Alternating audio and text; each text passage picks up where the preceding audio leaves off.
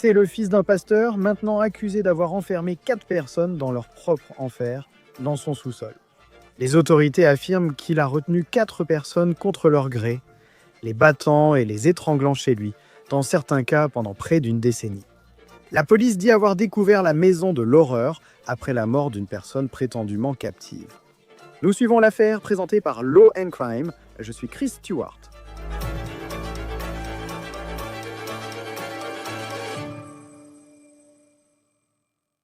Quand j'ai lu le titre de cette histoire, j'ai dû le relire 2 fois parce que c'était tellement choquant, tellement troublant. Et c'est le genre d'histoire où l'on n'arrive pas à comprendre qu'une chose pareille ait pu prétendument se produire.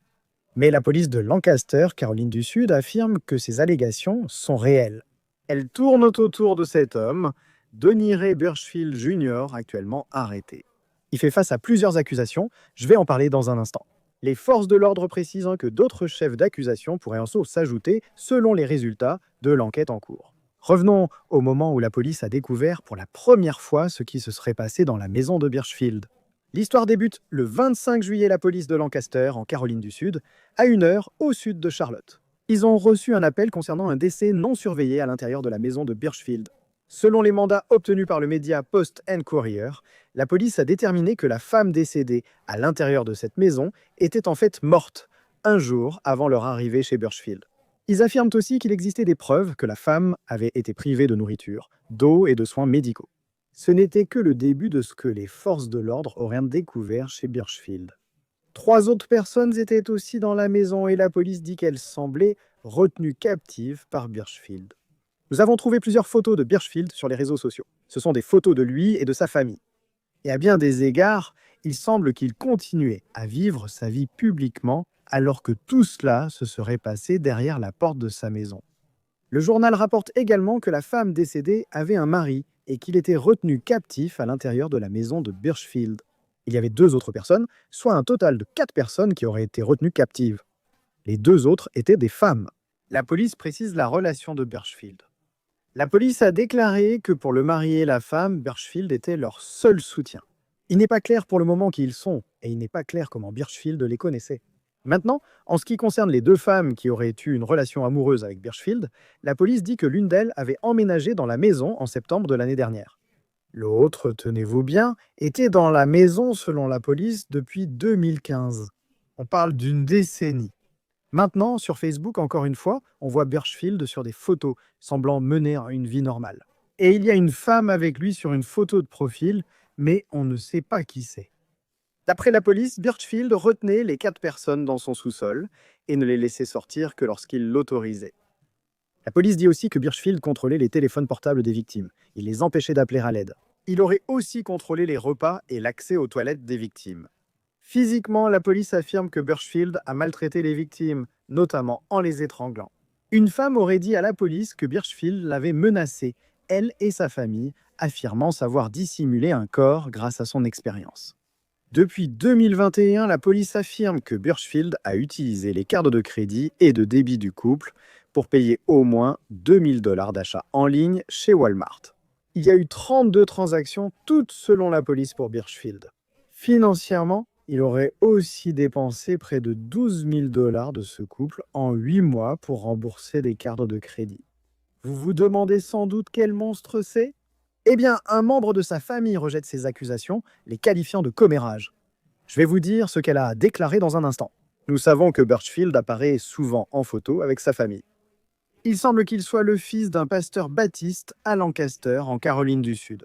Il semble aussi qu'il soit un grand fan de catch professionnel. Ses réseaux sociaux le montrent avec plusieurs catcheurs. Celle-ci est ironiquement triste, car on voit une chaîne autour du cou de Birchfield. Ce dont il est accusé dans cette histoire n'est pas un simple gadget ou scénario, c'est bien réel. Encore une fois, quelqu'un est mort. Reste à savoir s'il y aura des poursuites. La police indique que l'enquête continue.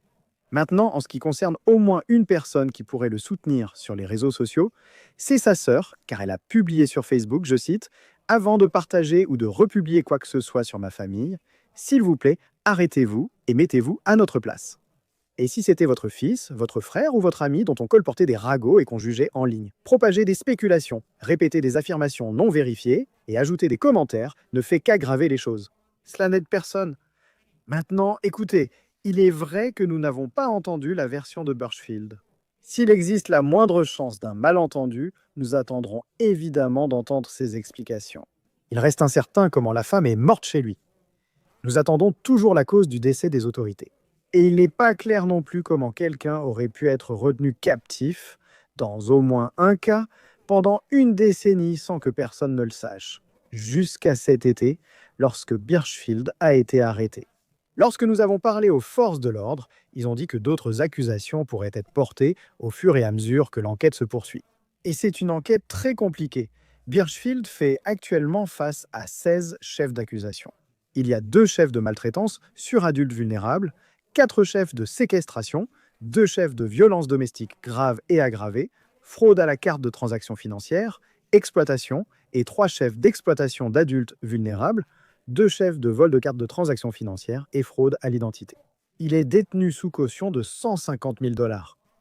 Nous retrouvons l'ancien adjoint du shérif et ex-membre Special Weapons and Tactics, Chad Ayers. Ravi de vous avoir sur Law and Crime. Merci d'être avec nous. C'est une affaire très troublante. Qu'est-ce que vous retenez de ce que nous avons lu jusqu'à présent? Non, Chris, toujours un plaisir de te revoir. Tout d'abord, psychopathe et à quel point c'est embarrassant que cela se produise ou se soit produit dans mon propre État de Caroline du Sud. Et honnêtement, Chris, ça m'a rappelé il y a plusieurs années, lorsqu'un homme du nom de Todd Kohlhepp, je suis sûr que beaucoup d'entre vous se souviennent de cette affaire. Même type de situation, sauf qu'il a en fait été inculpé pour plusieurs meurtres très médiatisés dans le nord de l'État, mais il avait gardé des gens captifs dans des conteneurs. C'est pas exactement pareil, mais c'est la même mentalité malade. Mais évidemment, nous avons beaucoup de questions. Et évidemment, à mesure que l'enquête progresse et que de nouvelles informations arrivent, je pense que cela va éclairer beaucoup sur le passé de cet individu malade.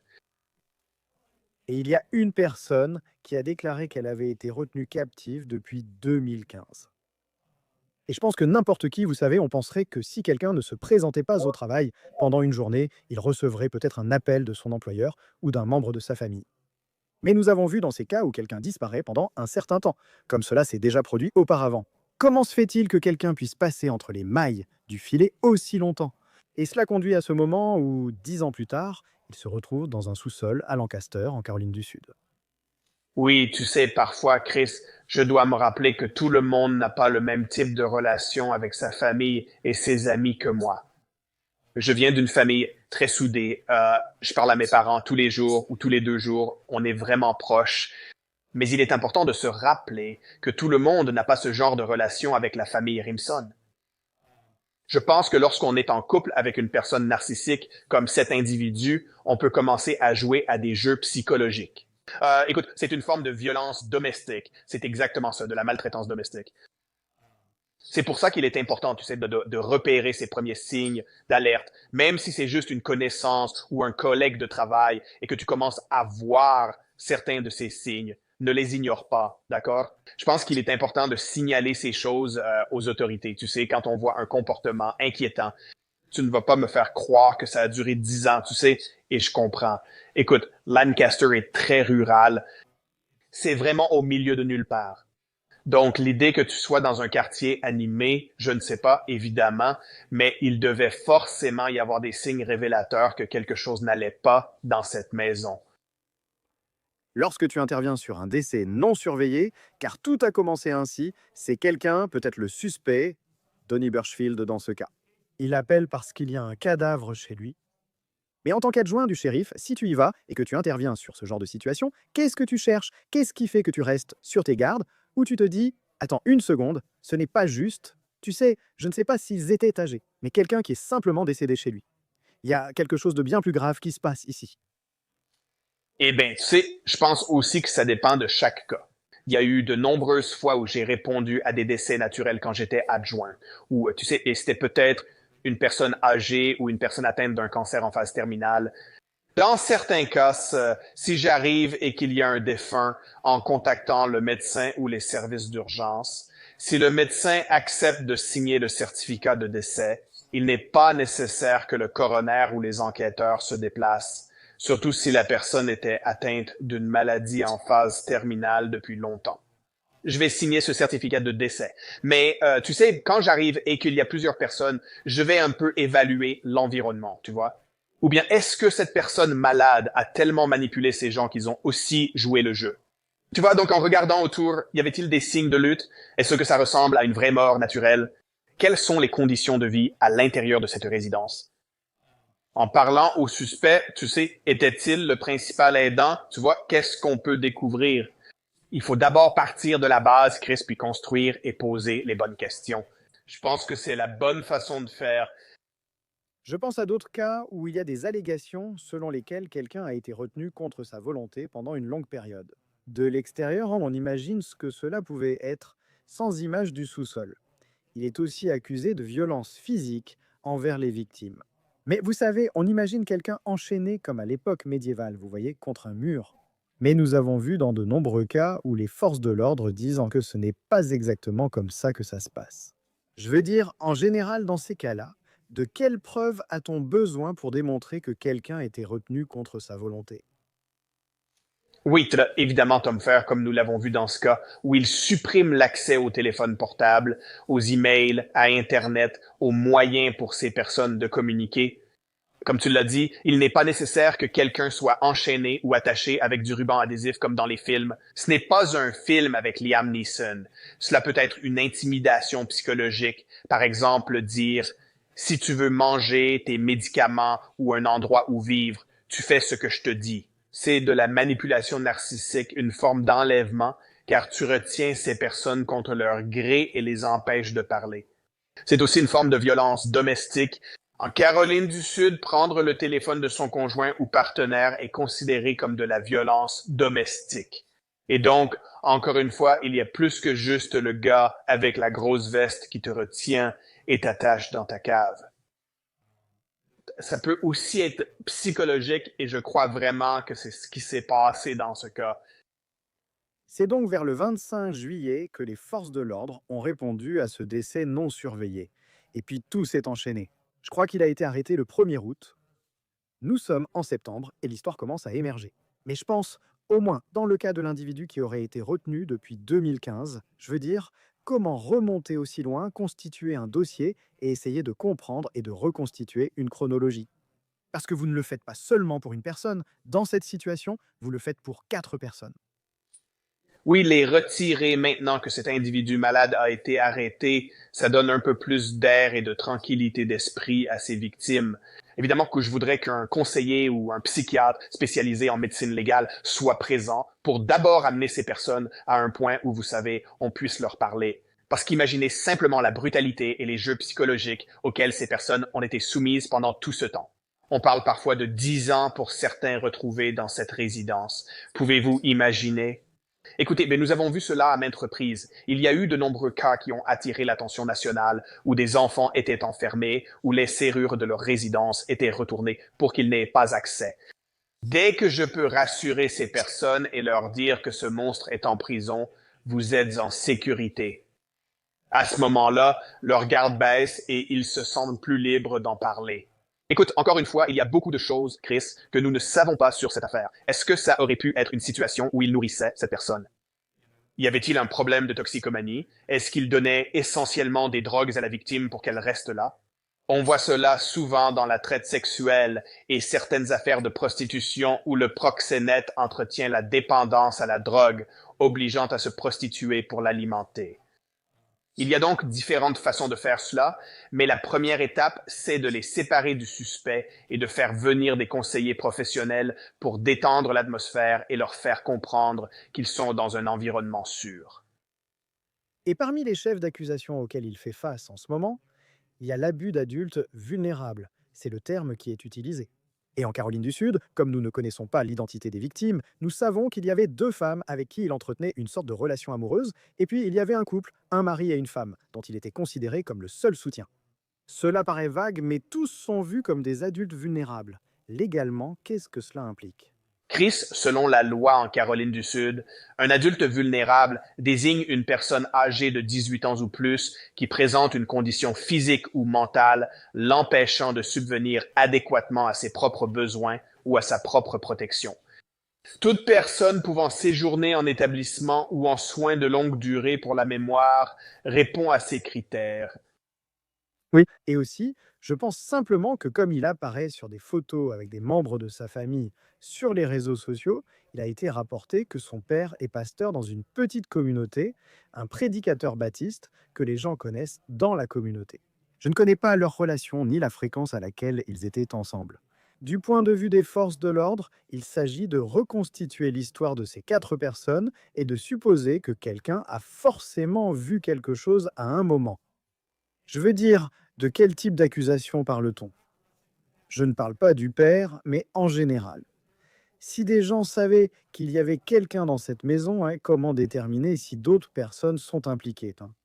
Oui, donc évidemment, on pourrait avoir des accusations de complot ou vous savez, des accusations d'entrave à l'enquête. Si vous saviez et que vous ne l'avez pas signalé, vous êtes aussi malade que cet individu. Encore une fois, dans cette enquête, je vous promets qu'ils analysent les relevés de portables et les médias numériques pour déterminer qui savait et qui communiquait avec cette personne. Évidemment, nous lisons maintenant beaucoup que le suspect était impliqué dans des crimes financiers, profitant de la situation. Ce sont toujours mes deux principes. On ne s'en prend ni à un enfant, ni à une personne âgée. Tu veux m'énerver? Ce sont les deux meilleures façons d'y arriver. Je n'ai aucune sympathie pour quelqu'un qui a exploité ces personnes vulnérables financièrement, mentalement, sexuellement. Qui sait ce que révélera cette enquête? L'analyse des preuves médico-légales et les entretiens avec voisins, amis et familles devraient, espérons-le, aider à comprendre comment on en est arrivé là. Comment en est-on arrivé à la situation dans laquelle nous sommes aujourd'hui? Quelle était la relation? Comment connaissaient-ils ces deux personnes âgées dans la résidence? Vous savez, il reste encore beaucoup de questions sans réponse. Et c'est pourquoi je pense qu'il est important d'attendre que l'enquête soit complètement terminée avant de, vous savez, je n'aime pas donner mon avis basé sur des rumeurs tant qu'on n'en sait pas beaucoup plus. Bien sûr. Et je pense que vous savez, d'après ce que la police locale nous a dit, ils s'attendent à ce qu'il y ait d'autres accusations qui pourraient tomber. Évidemment, il y a une enquête, beaucoup de questions à ce sujet. La partie concernant les crimes financiers est intéressante. Et tu parlais de s'être emporté parce qu'il a été noté qu'il avait utilisé, je crois que c'était 2000 $ sur une carte de crédit pour aller acheter des choses chez Walmart uniquement pour lui-même. Les policiers ont été très clairs. Il ne s'agissait pas d'achat pour la maison et les 11 000 $ servaient à rembourser ses dettes de carte de crédit. Dans certains cas où il y a non seulement maltraitance, mais aussi en réunissant des preuves, on voit que la personne ne pensait qu'à elle-même. Oui, tu sais, Baitlo, il y a tellement d'arnaques qui existent en dehors de cette affaire, tu vois. Ces personnes appellent les aînés pour en profiter et disent, vous avez manqué votre devoir de jurer. Vous avez un mandat d'arrêt contre vous. Vous savez, mettez de l'argent sur une carte WC ou une carte Green Dot, envoyez-le-moi. Ils ciblent les personnes vulnérables. Et donc, encore une fois, ce type n'aurait pas fait ça à une personne normale, vous savez, quelqu'un de travailleur au quotidien, assez intelligent pour s'en rendre compte. C'est ça qui me frustre vraiment et qui fait que ça passe à un tout autre niveau. Le mot vulnérable, d'accord? Et donc, encore une fois, ils s'en prennent aux personnes qui sont des cibles faciles à approcher. C'est important. Si vos proches vivent en établissement de vie assisté ou maison de retraite, des aidants entrent et sortent régulièrement. Faites des recherches et vérifiez les antécédents. J'ai eu la chance d'avoir mes grands-parents. Mes grands-parents ont vécu bien au-delà de 90 ans. Nous avions des soins à domicile avec des dames formidables qui restaient avec eux. Nous avons aussi été diligents en vérifiant les antécédents de ces personnes avant qu'elles n'accèdent au sac à main de ma grand-mère et à ses informations personnelles. Je pense que c'est important pour la famille et les amis de personnes qui ont des proches dans ces établissements de s'assurer que vous faites vos recherches sur leur situation financière en surveillant leur compte bancaire. Si quelque chose paraît suspect, agissons immédiatement. Et enfin, pour revenir au fait qu'en Caroline du Sud, j'aime que la loi reconnaisse la maltraitance psychologique. Ce n'est pas tout, il est aussi accusé de maltraitance physique. Comment procédez-vous pour monter un dossier? Je pense à l'avocat de la défense et à une affaire couverte dans le Connecticut. Kimberly Sullivan est accusée d'avoir retenu son beau-fils captif chez elle pendant 20 ans. Et l'avocat de la défense fait valoir où sont les serrures sur les portes. Elle n'est accusée d'aucune forme de violence physique, mais il rejette toute idée de maltraitance psychologique. Comment constituer un dossier avec des preuves de maltraitance psychologique que vous pourriez présenter à un jury? Oui, Chris, cela revient à ces entretiens médico-légaux et à l'intervention de conseillers spécialisés. Et parce qu'on voit ça très souvent dans les affaires de violence domestique, n'est-ce pas? Le conjoint, et disons simplement les femmes pour l'instant, parce qu'évidemment la plupart des violences domestiques concernent les femmes. Je comprends. Ça arrive aussi aux hommes. Mais quand on a manipulé quelqu'un aussi longtemps pour lui faire croire qu'il n'aura plus de toit au-dessus de sa tête, je vais te prendre ta voiture, je vais utiliser les enfants comme moyen de pression, je vais utiliser toutes ces choses. Tu te sens presque impuissant. Tu as l'impression de devoir obéir à cette personne, sinon tu risques de perdre ton travail. Je vais perdre mes enfants. Ou, dans le pire des cas, si je quitte cette personne, ça va finir dans une situation où cette personne reviendra pour me tuer. Donc, je peux comprendre quand on a été manipulé et que tous ces jeux psychologiques ont été joués pendant tant d'années. Les gens hésitent à se manifester, ils ont peur, et c'est normal. Les placer dans un environnement adapté avec un bon soutien psychologique permet d'ouvrir ces portes et de traiter les cicatrices. Imaginez le soutien psychologique dont ces personnes vont avoir besoin pour le reste de leur vie après avoir vécu si longtemps dans une situation aussi difficile et tordue. Donc, Chris, je veux le redire une fois de plus. J'en ai parlé la semaine dernière à New York en rejoignant Jesse dans la rubrique Sidebar. Si vous vivez une relation abusive, partez. Je suis d'accord, je l'ai dit la semaine dernière. La Caroline du Sud est toujours l'un des États en tête du pays pour le nombre de décès et de blessures de femmes dans des situations de violence domestique. Qu'il s'agisse d'une relation de type violence domestique ou d'un proche vivant avec un aidant qui ne s'occupe pas bien de lui, la famille et les amis doivent intervenir, prévenir les autorités et nous devons à cette personne innocente de la placer dans un environnement sûr où elle sera bien prise en charge. Non, c'est très bien dit. En préparant cette histoire, bien que ce soit incroyable, nous avons pu partager des exemples où cela est déjà arrivé. Même en y repensant, je pensais justement maintenant à, j'ai oublié le nom, ça m'échappe, mais à cette histoire à Cleveland de ces filles qui étaient enfermées dans une maison il y a des années et qui ont fini par sortir.